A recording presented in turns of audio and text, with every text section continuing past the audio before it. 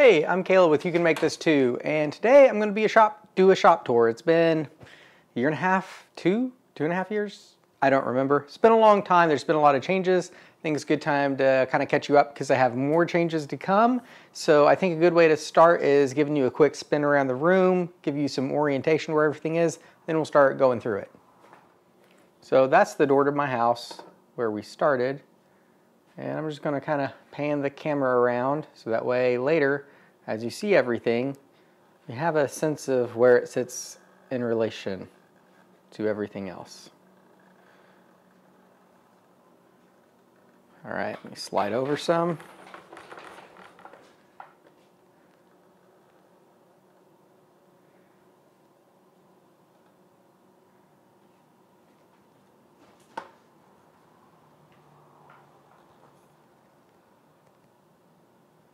All right, and kind of back to where we started. So, all right, when I first come in the door, I have my bandsaw right here, just kind of some miscellaneous storage. Things don't have a good place to set that are kind of vertical. They go here. With my bandsaw, I have about 5 inches of in-feed support, which is normally enough for most things I cut on the bandsaw. If it's not, I can open the door, start my cut, and the bandsaw does clear my router table and everything else I have over here. Right behind it, I have my oscillating sander, which might be moving soon. I think I might put that in the hole under my miter saw station that I still haven't filled in, but then I've got to find somewhere for the stuff I've shoved there. But I have the oscillating, and under my station is where I store my sheet paper and the sandpaper for the sander. Here I've got my trash can, which just kind of floats around. Speaking of things that float around, I got the trash can and also my speaker. This is my router table that I did a project video on and have plans for. All my router bits fit here. I've also got my router bit kit and more drawers with more storage. You see the router table is also side support for my table saw. I normally keep the fence off to the side in that space, but I was using it recently, so it's up here. Also back over in that corner, because I never go over there, is where I have my argon and C25 tanks. They're not strapped, they should be, but nothing's over there. Over here, I've got my drill press, my track saw and track, which I just received and don't really have a good home for that. I've got a shelf up here with some miscellaneous storage, stuff that I probably need to throw away, to be honest. This is the Rockler Material Mate cart, which has really turned into my welding cart. I keep my welder and all of my welding paraphernalia on it. I need to make a welding cart. And it sits beside my vacuum setup. I've got a Jet 1.5 horsepower Cyclone, and under that is my shop vac. But my shop vac is going to move soon to be part of my miter station setup. Got my air compressor, which I also don't have a home for. I actually have a air reel in the middle of my shop, but because this thing isn't hooked up to it, I've got a long cord and it floats wherever it isn't in the way at the time, which is the same story for my planer. It's on wheels. It's normally over by my jointer, but it kind of worked its way over here and it sat here for a little bit, and I need to find a better home for it. Behind the jointer and compressor in this corner is the lathe, which, as you see, I don't use a whole lot, and this kind of works for where that stays out of the way, because since no cars come in and out, I don't need full access of the doors. I just try to keep the middle of the doors clear so I can bring things in and out of the shop, and sometimes it gets stacked up and then I'll just clear it out. Like I have these walnut pieces that I'm going to need to resaw. Normally they're laying down, but I had to bring some stuff in and out, so I propped them up. Smack in the middle of my shop is my assembly table. This has been, well, it's kind of off to the side, but it's in the middle of this open area. And I really love this assembly table. I am thinking of a new design because I have 2 workbenches. I have the hand tool bench that I recently did, and I really like the features on it. But I'm tired of having 2 benches, and as you can see, my space is really pretty cramped. So I want to find a way to combine them. One of the things I really like about this is the onboard storage that I built. My driver is normally hanging here, and all the things I use at my assembly table the most are stored on it. The other side, I have clamps handy. These T-tracks have been great. What I use the most are the Rockler hold down clamps on it for just securing things while I work on them. Bench cookies, I use those a lot too to keep things off, especially if I've applied finish or I've already sanded things. That works great. And also the stops that go in the T-track. Those are definitely the 3 things I use the most on this. Been super handy. So whatever new bench I come up with, I'm definitely going to keep T-track in it. That's been a win so far.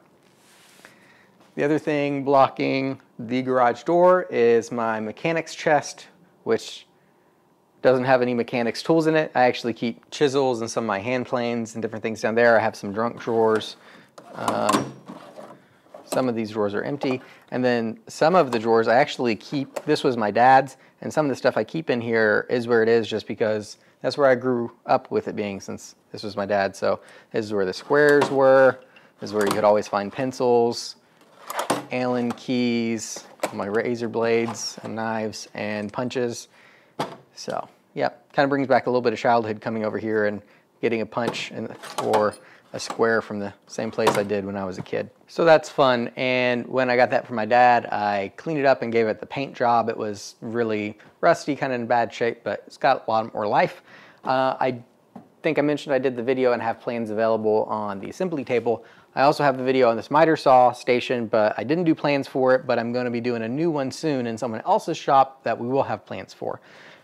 Tons of storage here. I'm not going to go through all of the drawers. I have a scrap wood drawer, and I also have a drawer down here with a lot of other power tools I don't use frequently where they can hang out, and then miscellaneous stuff. So my extra slides, slide jigs. This is a drawer full of all the random screws that I keep. I like to keep all my screws loose. Things are more fun that way. Here's like random projects I've gotten into and haven't finished, kind of hang out in here. These drawers have screen printing stuff. This has all my painting supplies, paint buckets, rollers, etc. So having these big drawers and a place to just give a lot of things home has worked out very nicely. I've started enclosing this to get better dust collection, and this will be a video and project coming out soon because I'm actually switching out this miter saw. I'll finish enclosing it, move my shop vac over here, hook it up, because as you see I've piped in my miter saw box to my main dust collection. It's kind of far from the unit, so the suction here isn't very powerful, but I'm hoping this will give me some low pressure pull, and then hooking the shop vac up to the new miter saw, things will be more efficient than it is currently. On top of the miter saw station is a shelf, and it's just kind of become a catch-all. I've got super glue that doesn't fit in the glue drawer in my assembly table because I've got too much glue. Hand planes have ended up here because I still haven't finished the tool wall I started months ago. Some mechanics tools have ended up here. Looks like I've got a Dremel up here, etc. And above that, I have my lumber storage racks. Panning over, we've got the new miter saw that I'm going to be swapping out with, my portable air conditioner from New Air, the hand tool workbench that I did this spring, which I normally kind of have it the other way, ended up turned this way and I haven't moved it. That's where my tool wall is going to be. I've got it up, I have the trim cut, I've just got to make the handles or holders to hold all my tools. The idea was this would be the hand tool area, but I think I want to combine both benches into a different bench. I don't know, haven't fully thought through it. It's kind of ticking around in the works. And this is my corner of shame. It's that corner in your garage you don't talk about. We've got moving blankets, HVLP sprayers, mechanic stuff, archery targets, miscellaneous home remodeling kind of things, extra electrical supplies and finishing supplies. Also have the freezer over here, and a bunch of pecan is stored up here by my chainsaws, chainsaw stuff. All that's up here. On the back wall of the garage near the kitchen door is where I have my jointer. Got plenty of in-feed and out-feed support. It sits in front of this alcove where I have some random stuff stored that I should probably go through and throw away. The motor on this used to stick out the back quite a bit, but I recently rebuilt this. There'll be a video coming out on that soon. And part of that included getting a new motor, which now hangs beneath, so I don't have anything sticking out the back of this jointer. That inconvenience of the weird shape of this jointer drove a lot of the layout decisions.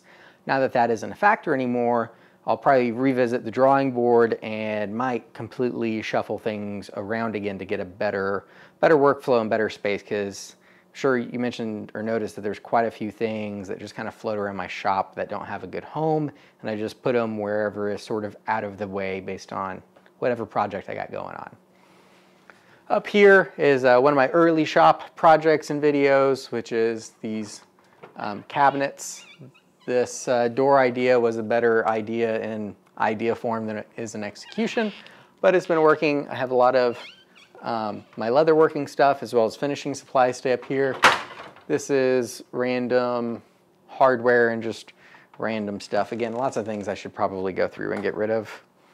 And this is sort of turned to catch-all for things that don't have a better place. My stool, in-feed, out-feed supports, scaffolding, truck bed top, and lumber that offcuts that I save for a friend who does cutting boards.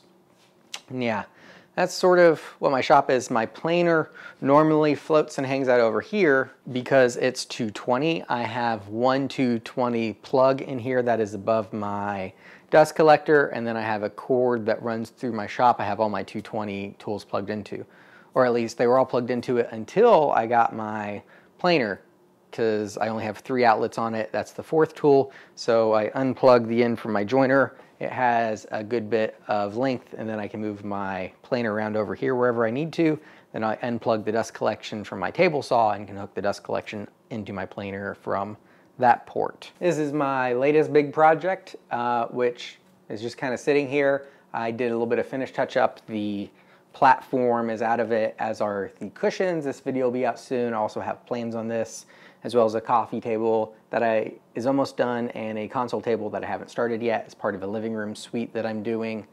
And this is sort of in the open area. Especially before I got the new saw that I haven't swapped out yet, I had more room here, probably about 10 feet by 12 feet or so. And whenever I'm working on big projects, this gives me a place to stage materials, and as it comes together, assemble it.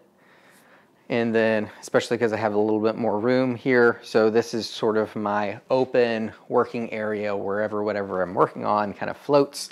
And then anything that is normally here that I need to get out of the way, I'll push behind the table saw. This is the other area of the shop that sometimes is open. Even just yesterday, I want to say the planer and my air compressor were on the other side of the table saw in that area. So sometimes I have more room here if I'm going to be doing more work at the table saw, or if I'm going to be at the lathe, then obviously these move. So a big thing in my shop is having everything on wheels, so I can shuffle as I need to try to keep big things like the table saw, router table, jointer, bandsaw all stationary, and move everything else as I need to just create room where I need room. And that's it. That's kind of where I have things. There isn't a great master flow. I don't have it mapped out, so a project or material starts in one place and then like makes a cool loop. But I'm in a 2-car garage. It's 20 by 22-ish, so a little over 400 square feet. So none of my machines are really that far from each other. So even if I have to move things across the shop to get to the next step, you know, it's only a few steps away. My layout before this, I actually had my jointer up near the garage door. You probably saw that in some previous videos. So I would have my back to the garage door and joint boards, and then since that motor was sticking out of the jointer, I had my bandsaw and drill press up against there to kind of exploit that motor and dead space, and the bandsaw is higher than the jointer, so that worked out. But that caused some other constraints with my workbench and table saw, so things got shuffled. I just keep shuffling things, figuring out what works. Now that my jointer motor is in a different place, that opens up new options, so I'll be pulling out the graph paper and probably changing the layout all over again, especially since I want to do something different with my workbenches. So I don't have any masterful advice. I just, when I lay out, try to think about in-feed and out-feed space. I make sure that all of my tools do have the in-feed and out-feed that I need for how I use them. Of course, my table saw, I have at least 8 feet of in-feed and out-feed.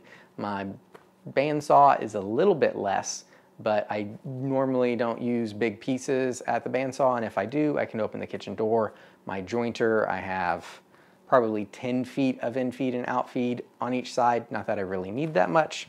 And my planer is fairly mobile, so I can move it wherever I need to get however much in-feed and out-feed.